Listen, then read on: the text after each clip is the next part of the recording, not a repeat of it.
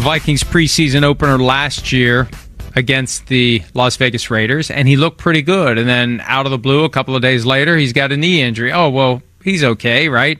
Oh, he's got a meniscus injury. Oh, well, that's a problem. If he gets a full repair, he's going to be out for he's out for the year. Oh, he's on IR. There's no way he's going to play this year. Oh, well, let's see what Sam Darnold can do. That was a year ago. Now, McCarthy expected to play in the preseason opener, Chris, against the Texans. Yeah, good to hear. I'm excited for that. That's, one more reason to sit there and watch some preseason football on Saturday and understand that decision. I mean, you just laid it out perfectly.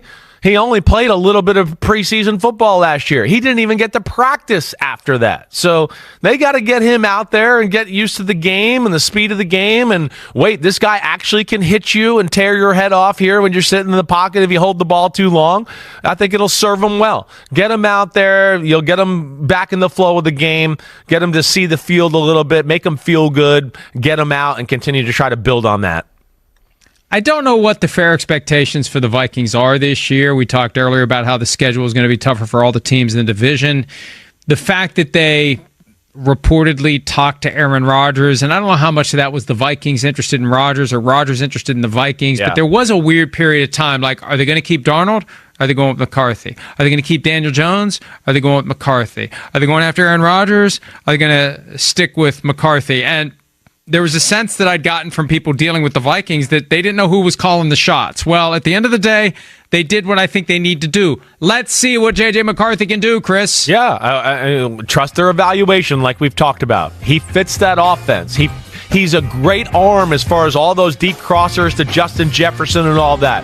It's right in his wheelhouse. So we'll see if your Vikings can put up or shut. The drama got rolling on Thursday night when it landed 15 minutes before the start of our pregame show for the Hall of Fame game that Terry McLaurin had requested a trade from the Commanders. Dan Quinn, the head coach, brushed it off on Saturday a little more respectfully than Jerry Jones did. But what are your thoughts on where things stand with the Commanders and Terry McLaurin? He's going to be 30 in September. That's surely a factor in their reluctance to pay him at the top of the market, but 15.5 is way too low. Right. They need to figure something out here. Yeah. Do you think they would trade him? I don't. This feels different than the Micah one a little bit. This feels like a little bit different in the fact of a player just saying this because he wants to get a number to where he wants it to be. They're going back and forth that way. Micah sounds like he can't even get a number anymore. He can't even get a talk, right? So that's where it's different, let alone ever since Josh Harris has taken over the Washington Commanders, they've kind of done everything right. They've had no issues. They keep it seems like they want to keep momentum building in a positive way. And within that too, they got one of the golden jewels, whatever crown jewels you could ever find that's hit their franchise, and Jaden Daniels at quarterback. Do they really want to hinder his development here in year two? He's clearly their best receiver. But yeah, this one feels like, and from what I know a little bit, I've heard a few things, it's more a discrepancy in the number. And I don't know exactly what the number is there, but I've been led to believe a little bit, that maybe he's looking somewhere up in the 34, 35 range, and the team's like, no, we'd like you in 28, 29 range. And we'll see where that goes, and hopefully they can find something happen. I feel very confident that this will happen. He won't get traded, and they need him, and they feel like they're a team that's in the Super Bowl window right now. Real quickly, I want to get your thoughts on something that Michael Hawley and I talked about Friday. I've written about this in the past. I wrote about it as it relates to T. Higgins last year. If the Bengals make the playoffs, he should say, I ain't playing for up to $345,000 for 4 extra games of injury risk as I'm on the brink of free agency. But all these guys in their contract years, James Cook, I'll throw Kyron Williams in there, Terry McLaurin, Micah Parsons, Trey Hendrickson. If any, some, or all of them were to say right now, look, if I don't have a contract by the time the regular season ends, I am not playing in the playoffs. And I'm telling you it now. I want everyone to know now. I don't want anybody to be surprised when January rolls around. I'm not playing for $50,000 a game.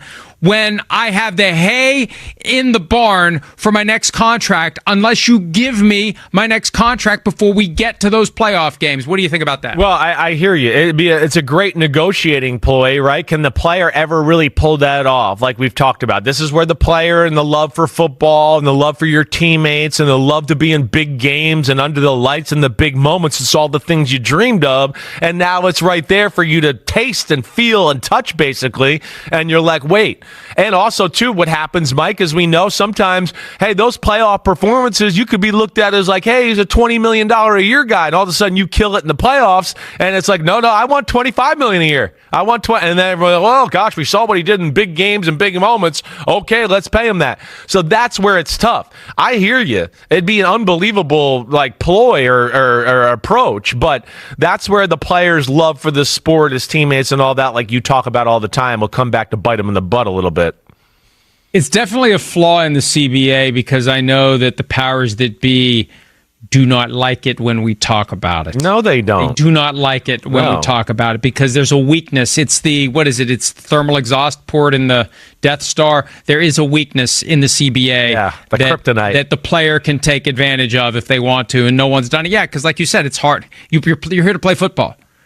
But instead of just dropping it out of nowhere in January, you tell everybody now. So there's no misunderstanding. It's on them. They need to come to me and take care of me. It's on them. If I don't play in January... What's up, Skull Nation? It's Victor here from Report Vikings, and today we gotta talk about something big, something tempting, but also something that brings us back to reality real quick. Yeah, I'm talking about the Terry McLaurin rumors, and whether the Vikings should even think about going after him.